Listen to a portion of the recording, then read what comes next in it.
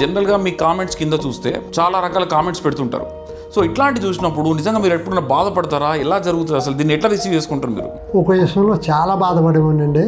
ఏ వీడియోలో కూడా అమ్మాయిని చిరాగ్గా ఒక్క వీడియోలో కూడా నేను చూపించలేదండి. అటువంటి అప్పుడు ఒక కామెంట్ చూసి నాకే బాధేసేదండి.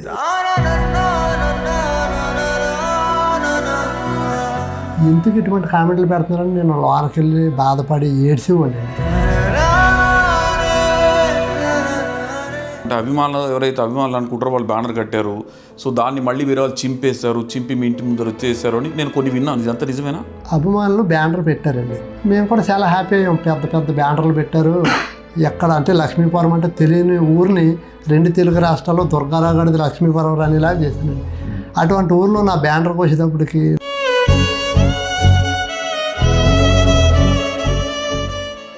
మా అమ్మగారు ముఖంలో కన్నీళ్ళు చూస్తాం ఫస్ట్ సారి అండి. ఎప్పుడు అలా మా అమ్మగారు ఎప్పుడు నవ్వుతాను ఉంటుంది. అటువంటి మా తల్లి ఏడ్చింది.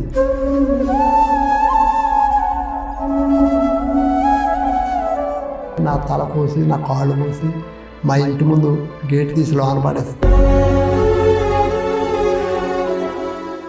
Hi viewers, this is Sreeramachandra. Welcome to my channel science studios. So ఈ రోజు మనకు వచ్చిన గెస్ట్ వచ్చేసి టిక్ టాక్ దుర్గారావు గారు. వారి సతీమణి మనతో ఉన్నారు ఈరోజు. నమస్కారం దుర్గారావు. నమస్కారం అండి. ఎలా ఉన్నారు? బాగున్నారా? బాగున్నారండి. సో మొదలెడదాం. ఎక్కడి నుంచి మొదలెడదాం దుర్గారావు గారు? ఎక్కడ మీ ప్రాపర్ ఎక్కడి నుంచి వచ్చారు, ఎలా వచ్చారు, అసలు ఎక్కడి నుంచి స్టార్ట్ చేశారు? ఒక బ్రీఫ్గా చెప్పండి, తర్వాత మనం ముందుకెళ్దాం. మాది లక్ష్మీపురం అండి. చిన్న పల్లెటూరు అండి, బాగా విలేజ్ అండి. అయితే అక్కడ హైదరాబాద్లో అప్పటికే టిక్ టాక్లు చేసుకుంటున్నారండి. అది మా మేనళ్ళు వచ్చి సంక్రాంతికి వచ్చి టిక్ టాక్లు చేసుకుంటున్నాడండి. ఇదేంటి రమేష్ అంటే, ఇది టిక్ టాక్ యాప్మాయా, ఇలా చేసుకుంటుంది, మనమే కనపడతాం, బాగుంటుంది సోషల్ మీడియా అని చెప్పాడండి. అయితే రమేష్ మాకు కూడా కొంచెం చెప్పు, మేము కూడా చేసుకుంటాం అని చెప్పేసి అలా స్టార్ట్ చేసామండి. నేను ఎక్స్ఎమ్మెల్యే చందన రమేష్ గారి దగ్గర వర్క్ చేస్తానండి. పొలాలు చూస్తానండి. పొగలంతా పొలాలు చూసి నైట్ వచ్చి ఒక కట్టెను కట్టుకుని అక్కడే చేశానండి. అంటే బయటకు వెళ్తాం నాకు సిగ్గుండే, మాట్లాడతాం సిగ్గు, 4 గోళ్ళ మయ్యానే చేసుకునేవాళ్ళమండి. అలా స్టార్ట్ చేశానండి టిక్ టాక్. సో దాని తర్వాత టిక్ టాక్ పోయిన తర్వాత మరి టిక్ టాక్ పోయాక ఇన్స్టాగ్రామ్లోకి వచ్చానండి. అంటే టిక్ టాక్ పోయాక దేంట్లోకి వెళ్ళాలో తెలియలేదండి మాకు.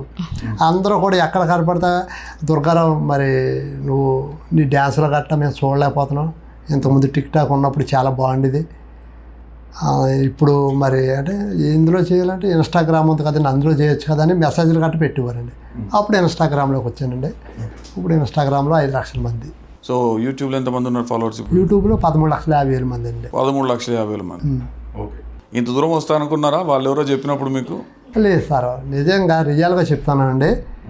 ఏదో సరదాగా మా ఆనందం కోసం చేసుకున్నాం తప్ప ఈ సినిమాలు అంటే ఏంటి, టీవీ షోలు అంటే ఏంటో తెలియదండి. అసలు సరదాగా మేము చేసుకుని పెడుతుంటే నిజంగా అభిమానులు చాలా గొప్పవాళ్ళండి. మంచితనం చూశారు, అమాయకత్వం చూశారండి. మరి మీరు చాలా బాగా చేస్తున్నారు, ఏం తెలియకపోయినా కానీ ఏదో చేద్దాం అన్నట్టుగా చేస్తున్నారు. ఇటువంటి వాళ్ళని మనం సపోర్ట్ చేయాలని ఏ వీడియో పెట్టినా లక్షల్లో వ్యూస్, బిలియన్స్లో ఫాలోవర్స్ అలా హైలైట్ చేశారండి అభిమానులే. జనరల్గా అంటే కొంతమంది చాలామంది మేము యూట్యూబ్ స్టార్లం అనుకునే వాళ్ళు, ఎన్నో చేసుకునే వాళ్ళు, మిలియన్ సబ్స్క్రైబర్స్ రావాలంటే అంత ఈజీ సబ్జెక్ట్ ఏం కాదు. కరెక్ట్గా చెప్పాలంటే దూలు తీరిపోద్ది సబ్స్క్రైబర్స్ రావాలంటే. సో మీకు ఏమీ రాదు అని మీరే అంటున్నారు కనుక, ఏమీ రాదు అంటే ఇది ఒక రకమైన డిఫరెంట్గా ఎక్కింది పబ్లిక్కి, రైట్? అన్నీ పర్ఫెక్ట్గా చేసేవాళ్ళ కన్నా ఇలా మీరు కానీ మీ ఆవిడ కానీ అదే నెక్లెస్ గురుస్తూ స్టార్ట్ అయింది జర్నీ. సో ఇప్పటిదాకా వస్తూ ఉన్నారు. సో ఇట్లాంటివి చేసేటప్పుడు అవమానాలు ఎక్కడెక్కడ, ఎలాంటి అవమానాలు ఎదుర్కొన్నారు మీరు? అంటే జనరల్గా మీ కామెంట్స్ కింద చూస్తే చాలా చెత్త కామెంట్స్ ఉంటాయి, చాలా రకాలుగా. అంటే వాడికి చేసేవాడికి చేత కాదు, ఎవరో ఒకరు ముందుకు వచ్చి మొహమాటం లేకుండా చేస్తే చాలా రకాల కామెంట్స్ పెడుతుంటారు. సో ఇట్లాంటి చూసినప్పుడు నిజంగా మీరు ఎప్పుడైనా బాధపడతారా? ఎలా జరుగుతుంది అసలు? దీన్ని ఎట్లా రిసీవ్ చేసుకుంటారు మీరు? ఒక విషయంలో చాలా బాధపడేవాడినండి. మా వీడియోలు దగ్గర 10,000 వీడియోలు నేను పెట్టానండి. 10,000 వీడియోలు యూట్యూబ్లో అయితే, ఇన్స్టాగ్రామ్లో అయితే, ఫేస్బుక్లో అయితే, టిక్ టాక్లో అయితే ఏ వీడియోలో కూడా అమ్మాయిని చిరాగ్గా ఒక్క వీడియోలో కూడా నేను చూపించలేదండి. అటువంటి అప్పుడు ఒక కామెంట్ చూసి నాకే బాధేసేదండి. అమ్మాయి ఎంత బాగా చేస్తున్నాను, నా భార్యని అందంగా చూపిస్తున్నాను, ఎందుకు ఇటువంటి కామెంట్లు పెడుతున్నారని నేను లోనకి వెళ్ళి బాధపడి ఏడ్చేవాడినండి. నేను తిరిగి కామెంట్ పెట్టలేనండి, ఎందుకంటే వాళ్ళ వెనకాల వాళ్ళ ఫ్యామిలీ ఉంటుంది. ఒకవేళ గబుక్కుని వాళ్ళ అమ్మనన్నా, వాళ్ళ చెల్లినన్నా, వాళ్ళ అక్కనన్నా మన ఇంట్లో ఉండి అన్నట్టుగా నేను ఫీల్ అవుతానండి. చదివి అతని పాపను అతనే పోతాడనేసి అలా బాధపడి ఎవరిని ఏమనకుండా నేను ఇంకా నా పని నేను చేసుకునేవాడిని అండి. మరి ఇలాంటి జనాలు ఇలా అన్నప్పుడు నిజంగానే ప్రాపర్గా డ్యాన్స్ నేర్చుకుందాం, ఇంకా మంచిగా చేద్దామని ఇప్పుడు అనిపించలేదు మీకు? అప్పుడు ఆ ఫస్ట్లో అసలు ఏమి రాలేదండి. ఇప్పుడు ప్రతి ఒడు దుర్గారావు గారు ఇంతకు ముందు మీద మీరు డ్యాన్స్ డెవలప్ అయింది, డైలాగ్ డెలివరీ డెవలప్ అయింది, మీ మిస్సెస్ కూడా డ్యాన్స్ నేర్పుతున్నారు, చాలా హ్యాపీ, ఇలాగే ఉండండి అని చెప్పేసి ఇప్పుడు కామెంట్లు పెడుతున్నారండి. సో మీ టర్న్ ఇప్పుడు అప్పుడు జబర్దస్త్ వీటన్నీ కూడా వెళ్ళారు కదా, ఇప్పుడు చేస్తున్నారా జబర్దస్త్? మొన్న శ్రీదేవి డ్రామా కంపెనీ ఈ నెలలోనే 2 చేశానండి. ఒకటి డి పండు గారితో, మన డి రాజు గారితో చేశానండి. తర్వాత మొన్న నేను రీసెంట్గా ఇద్దరం కలిపి చేసామండి. సో ఇప్పుడు నేను ఒకటి విన్నాను ఈ మధ్యకాలంలో, మొన్న మీరు 1 మిలియన్ ఫాలోవర్స్ అయినప్పుడు ఊర్లో బ్యానర్లు కట్టారు, తర్వాత అంటే అభిమానులు ఎవరైతే అభిమానులు అనుకుంటారో వాళ్ళు బ్యానర్ కట్టారు, సో దాన్ని మళ్ళీ వేరే వాళ్ళు చింపి మీ ఇంటి ముందర వచ్చేసారు అని నేను కొన్ని విన్నాను. ఇదంతా నిజమేనా? అభిమానులు బ్యానర్ పెట్టారండి. బ్యానర్ పెట్టి ఏదో వాళ్ళ ఆనందం కోసం పెట్టుకున్నారు ఎక్కడెక్కడి నుంచో వచ్చి. మేము కూడా చాలా హ్యాపీ అయ్యాం. పెద్ద పెద్ద బ్యానర్లు పెట్టారు. ఎక్కడ అంటే లక్ష్మీపురం అంటే తెలియని ఊరిని 2 తెలుగు రాష్ట్రాల్లో దుర్గారావు గడిది లక్ష్మీపురం రానిలాగా చేశానండి. అటువంటి ఊర్లో నా బ్యానర్కి వచ్చేటప్పటికి నాకు చాలా మా అమ్మగారు ముఖంలో కన్నీళ్ళు చూస్తాం ఫస్ట్ సారి అండి. ఎప్పుడు అలా మా అమ్మగారు ఎప్పుడు నవ్వుతానే ఉంటుంది.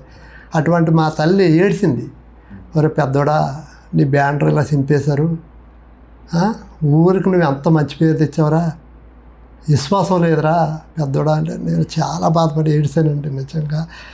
ఆ బ్యానర్ కోసేటప్పటికి ఈ అమ్మాయిని కోయలేదండి, నన్నే నా తల కోసి నా కాళ్ళు కోసి మా ఇంటి ముందు గేటు తీసి లోన పడేసి. వీళ్ళకి నేను నచ్చలేదు అనుకోండి, ఏం చేస్తే నచ్చుతుందని చెప్పండి. పోనీ నేను ఏం చేశారు మీరు నచ్చకపోవడానికి?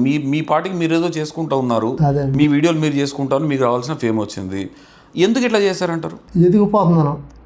దుర్గారావు అంటే లక్ష్మీపురంలోనే తెలుసు ఒకప్పుడు, ఇప్పుడు స్టేట్ అంతా తెలుసు. స్టేట్లో ఎవరిని అడిగినా దుర్గారావు అని మాకు తెలుసు అంటున్నారు. దీనికి కొంతమంది గిట్టనోళ్ళు నచ్చనోళ్ళు ఉంటారు కదండి వాళ్ళు. మొన్న ఒక ఇంటర్వ్యూ ఏదో చూస్తే బ్రహ్మానందం గారు ఒక మాట అన్నారు, మన వెనకాల మాట్లాడుతున్నాడు వాడంటే వాడు మన ముందుకు రాలేకపోతున్నాడని. ఇది ఫాలో కండి దుర్గారావు గారు, ఏ బాధ ఉండదు జీవితం లోపల. అలా చాలా బాధపడ్డాను సార్. ఎందుకంటే నాకు అంటే టిక్టాక్లో ఎన్నో కామెంట్లు పెట్టారు, మా భార్యకి నాకు చాలా చెత్త కామెంట్లు పెట్టారు. ఎప్పుడు నేను ఫీల్ అవ్వలే, మన గురించి తెలియని వాళ్ళు పెడుతున్నారు అనుకున్నాను. కానీ ఎదురుకుండా మా ఊరికి నేను ఇంత పేరు తెస్తే నా బ్యానరే కోసేస్తే ఇంకా నాకు విలువ ఏంటండి? ఇప్పుడు మనం ఎదుగుతుంటే రాళ్ళు వేసే వాళ్ళు ఉంటారు దుర్గారావు గారు, ప్రాబ్లం ఏం లేదు. ఇప్పుడు వాళ్ళని పట్టించుకోకూడదు, ఇప్పుడు కూడా ముందుకు వెళ్ళిపోతూనే ఉండాలి. అది మీరు అలాగే వెళ్తున్నారు, మీరు ముందుకు వెళ్తున్నారు. ఇవన్నీ పట్టించుకుంటే ఈ స్థాయికి వచ్చేవాళ్ళు కాదు నాకు తెలిసి. బట్ ఇది ఇంకో కొంచెం నెక్స్ట్ లెవెల్లో చేసినట్టున్నారు కదా. పొరుగురు నుంచి అయితే ఎవరో వచ్చి కొయ్యలేరండి మా ఊరు. అంతా భయంకరంగా ఉంటుందండి మా ఊరు. లోపలికి వెళ్ళాలి, ఒక 5 కిలోమీటర్లు రోడ్డు మీద నుంచి వెళ్ళాలంటే చాలా దూరం అండి. అటువంటిది బయట ఊరు నుంచి అయితే వచ్చి కోసిన వాళ్ళు కాదండి, మా ఊరు వాళ్ళే, మన చుట్టూ ఉన్న వాళ్ళే కోసుంటారండి. మరి కంప్లైంట్ ఇచ్చారా? Police complaint? లేదండి, మేమేమో ఇక్కడ షూటింగ్ పని మీద ఉన్నామండి. ఇంటికాడ ఇలా చెప్పారు, పోనీలే కోతే కోయినా మన ఎదుగుదలని ఎవరో ఆపలేరు కదా అనేసి అనుకున్నామండి. మొన్న వెళ్ళానండి, ఒక రోజు వెళ్ళాం, 2 రోజులు కొంచెం ఖాళీ ఉందని వెళ్తే మా వాళ్ళు అంటున్నారు, దుర్గారావు మన ఊరు వాళ్ళు ఎవరు పోయిరాయా, బయట వాళ్ళు వచ్చి కోసేసారు. బయట వాళ్ళకి పని ఏంటండి, రోడ్డు సౌకర్యం లేదు, బస్సు రాదు, ఏమి రాదండి. ఈరోజు కూడా ఇప్పుడు అడిగానండి, అటువంటి ఊర్లో బయట వాళ్ళు వచ్చి పోయారు, కావాలనే నా శత్రువులే కోసారు, పోనీ కోసేసారు, వాళ్ళు బాగుపడిపోతారా వాళ్ళ పాప అనేసి ఇంకా ఊరుకున్నానండి. సో యూట్యూబ్లో డబ్బులు బాగా వస్తున్నాయి మరి? ఇప్పటికీ ఆ పని చేస్తున్నారా, ఆపేసారా వ్యవసాయం? చేస్తున్నాను సార్. చేస్తున్నారు. అయ్యో బాబోయ్, నాకు లైఫ్ ఇచ్చిన ఆయన నా దేవుడండి. ఎక్స్-ఎమ్మెల్యే చందన రమేష్ గారండి, రాజమండ్రి. ఈరోజు నేను ఎంత బాగుంటాక నేను కానీ నా భార్య కానీ నా కుటుంబం బాగుందంటే ఆయనే. అంత లైఫ్ ఇచ్చారండి. నేను 30 సంవత్సరాల నుంచి ఆయన దగ్గర పనిచేస్తున్నానండి. మొన్న కూడా వెళ్ళి కాళ్ళ దగ్గర కూర్చున్నాను, ఒరే దుర్గా నువ్వు ఒక సెలబ్రిటీ, కాళ్ళ దగ్గర కూర్చోకూడదు అంటే, అయ్యగారు నేను మీ దగ్గర పని చేశానండి 30 సంవత్సరాలు, ఎప్పుడు పని ఉండే. బయటికి వెళ్తే శ్రీదేవి డ్రామా కంపెనీకి కానీ లేదంటే ఇంకేదైనా షోకి వెళ్ళినప్పుడు అక్కడ సెలబ్రిటీనండి. మీ దగ్గర ఇప్పుడు పని ఉండేనండి అయ్యగారు, ఎందుకంటే మీరు పెట్టిన భిక్ష నాకు. నేను ఒక ఇల్లు కట్టుకున్నా, నా పిల్లలు చదువుకున్నా, నేను ఇవాళ బాగున్నా, 3 పూట్ల అన్నం తింటున్నామంటే మీరు పెట్టిన భిక్ష సార్. అలా కూర్చొని చెప్తానండి. అంటే నాకు అంత ఇష్టమండి ఆయన. నేను ఇవాళ ఒక 4-5 సంవత్సరాల నుంచి నాకు డబ్బులు ఈ పేరు పలుకుబడి ఇవన్నీ వచ్చినాయండి. అంతకుముందు నాకు ఏం లేదు సార్. నేను 500 కాడి నుంచి జాయిన్ అయ్యానండి సార్ దగ్గర.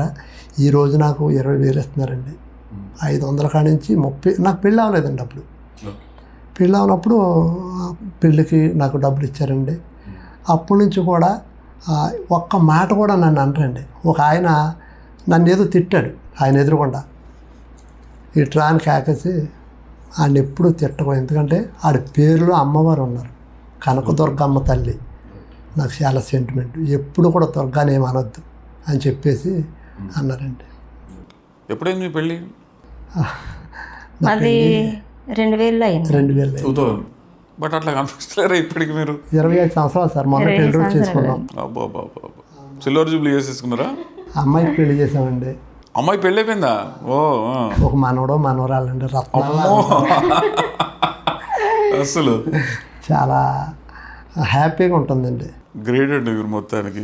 ఈయన పాటలు పాడి ఇవన్నీ చేస్తుంటే మీరు ఎలా అనుకున్నారు ముందు? మరి ఎంకరేజ్ చేశారా లేదంటే ఏం పండారని ఏం చేస్తున్నావు నాయన అన్నారా? ఫస్ట్ వీడియో నుంచి కూడా ఇద్దరం చేసామండి. ఈ మీ నెక్లెస్ కోసం మొదటి పాటేనా మీది? కాదండి, చిరంజీవి గారి సినిమాలో జగదక వీరుడు అతడు సుందర్లో అబ్బాని తీని దెబ్బ. రైట్ చూసాను. అది నాకు తెలియదండి. చిరంజీవి గారు అంటే నాకు ఇష్టం. ఆ పాటతో స్టార్ట్ చేసామండి. అప్పుడు అసలు డ్యాన్స్ చేస్తాం రాదండి, ఏదో ఇలాగలగా చేసాం. కానీ ఆ పాట కాడి నుంచి అలగలగలగలగా చేసుకునే టైంలో నకిలీ స్కూల్స్ అని సాంగ్ సినిమా రిలీజ్ అయిందండి. దేవుడి దయ వల్ల ఆ సాంగ్ చేసాం. అందరూ స్టేట్ మొత్తం కూడా ఆ పాట చేస్తాం, ఇలా చేస్తాం. అందులో మీరు కాదు, మీదేం లేదు, ఆవిడదే. ఆవిడ ఇచ్చిన ఎక్స్ప్రెషన్కి ప్రపంచం అంతా ఊగిపోయింది కదా, ట్రెండ్ అయిపోయిందండి. నిజంగా ఆ సినిమా మా గురించే రిలీజ్ అయినట్టు ఉందండి.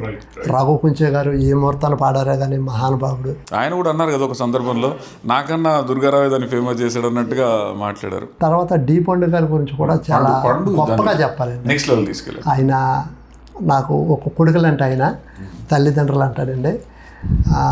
డీలో నా పేరు వాడబట్టి దుర్గారావు ఊయిస్ దుర్గారావు, నీకు మా దుర్గారావు తెలుసా అంటున్నారంటే ఆయన గొప్పదనం అండి. అది నాది కాదు. ఇండస్ట్రీలో జనానికి తెలిసి నేను ఈరోజు సినిమాలు చేస్తున్నానంటే డి పండు గారు మీరు ఎప్పుడు బాగుండాలి. మీరు నాకు ఒక లైఫ్ ఇచ్చారు. అంటే మామూలుగా ప్రజలందరికీ తెలుసండి, ఇండస్ట్రీలో హీరోలకు తెలుసానంటే అది మీ దయ వల్ల. మీరు ఎప్పుడు బాగుండాలి, మీకు ఎప్పుడు రుణపడి ఉంటారు సార్. పండు గారు వస్తుంటాడా పండు ఇంటికి? అయ్యో చాలా. మాకు మా ఇంటికి 2 సార్లు వచ్చారండి. మొన్న 3 రోజుల క్రితం కూడా కలిశాను. కానీ చాలా మంచిగానండి. అసలు ఎంత రెక్కలర్స్ ఉండదు, ఎంత అందగాడో ఆయన కానీ, డి రాజు గారు కానీ, మణికంఠ గారు, ముగ్గురు కూడా మంచి ఫ్రెండ్స్ అండి. నా అదృష్టం ఏంటంటే ముగ్గురితోటి చేశాను సార్ డీలో.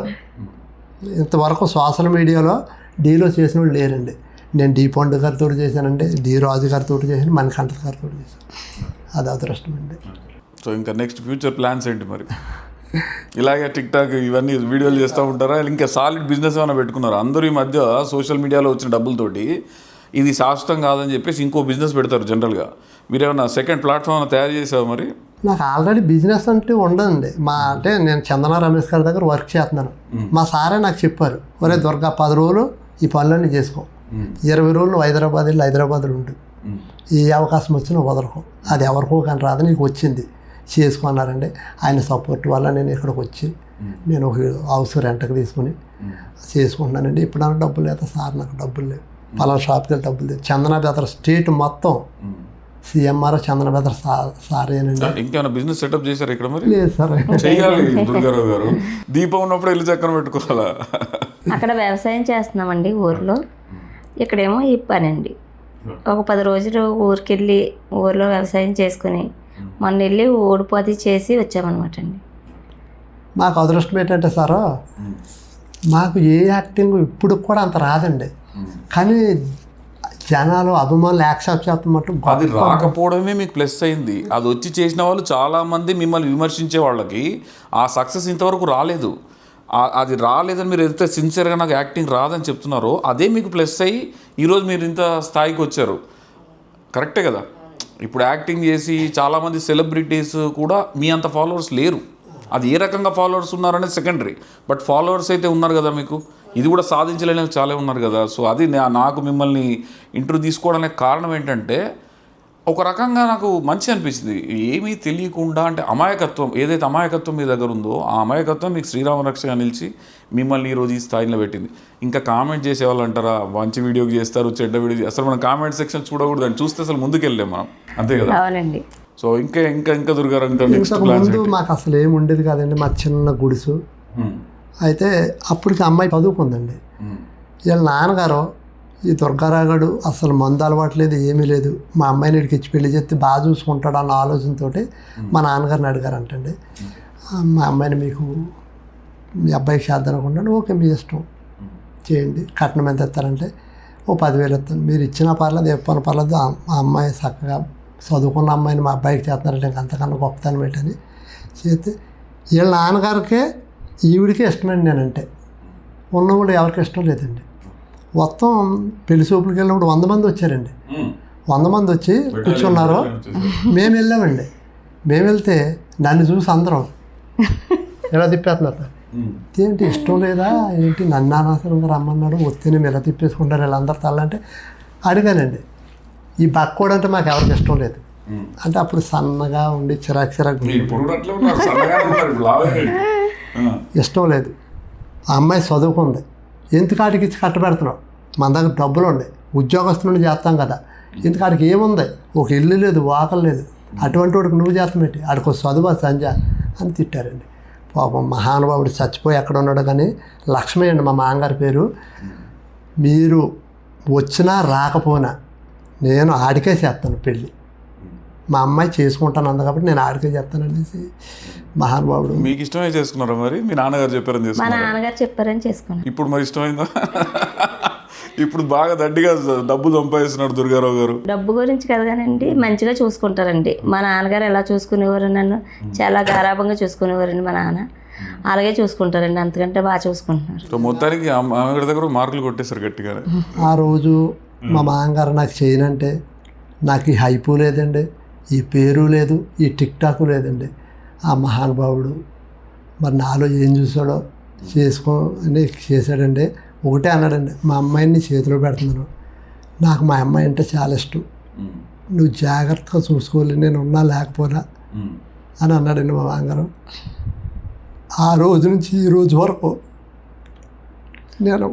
నాకు ఎంతోమంది, నేను ఈవెంట్లకి వెళ్ళి సినిమాలకి వెళ్ళి ఇంకో దిక్కు వెళ్ళి నాకు మందు బాటలు ఇచ్చి మందు తాగమంట. మా మామగారికి ఆ రోజు ఇచ్చానండి మాట, నేను తాగనండి. మా మామగారికి ఇచ్చిన మాట నేను ఎప్పటికీ పాడు చేయనండి. ఇప్పుడు కూడా నాకు ఉత్తిని ఎన్నో బాటిల్ ఇస్తానండి, ఎప్పుడు టచ్ కూడా చేయలేదండి. అసలు నాకు ఆలోచనే అంటే ఆయనకి అంటే మంచి అందమైన అమ్మాయిని నాకు ఇచ్చాడు. అతని పేరు నేను చెడగొట్టకూడదు, ఆయన ఇప్పుడు లేడండి, జీవితాంతకాలం ఇలాగే ఉండాలనుకున్నాను. అసలు ఎవరేది ఇచ్చినా టచ్ కూడా ఇంతవరకు నాకు తెలియదండి మందంటే. దేవుడు ఇచ్చాడు మీకు, మీకు ఆ మంచి మనసు దేవుడు ఇచ్చాడు కనుక అట్లా అమ్మాయి దొరికింది మీకు. సో హ్యాపీగా ఉన్నారు కదా ఈరోజు? ఈరోజు చాలా హ్యాపీ అండి. ఆ అమ్మాయి మా ఇంటికి రాకముందు మాకేం లేదండి. అమ్మాయి అడుగు మా ఇంటికి ఆడేది ఎప్పుడైతే పెట్టిందో వెలిగిపోయిందండి ఇల్లు అంతా. అప్పటి నుంచి ఇప్పుడు దాకా కూడా దేనికి కూడా ఇంత లోటు లేకుండా ఒకే ఒకసారి మటుకు చాలా బాధపడ్డామండి.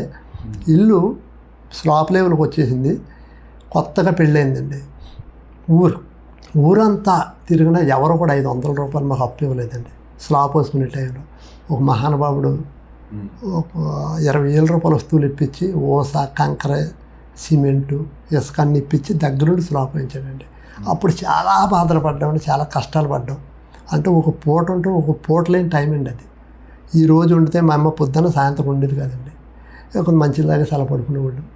పైన వానండి, అంటే స్లాబ్ లెవెల్కే వేసిన స్లాబ్ వేయలేదండి, ఓ బరకం వేసుకుని ఆ బరకం కింద పడుకునేవాళ్ళండి. వానొత్తి నలుగురు కలిసి ఎదిగారుగా కూర్చునేవాళ్ళండి. ఆ చినుకులకి పడుకోలేక అంత కష్టాలు అనుభవించాం సార్ మేము. కానీ ఈరోజు దేవుడి దయ వల్ల, జనాలందరి దయ వల్ల, మా ఓనర్ గారి దయ వల్ల చాలా బాగుందండి. మీ మంచితనం, మీ అమాయకత్వమే మీకు శ్రీరామ రక్ష ఈ రోజు వరకు ఉన్నది.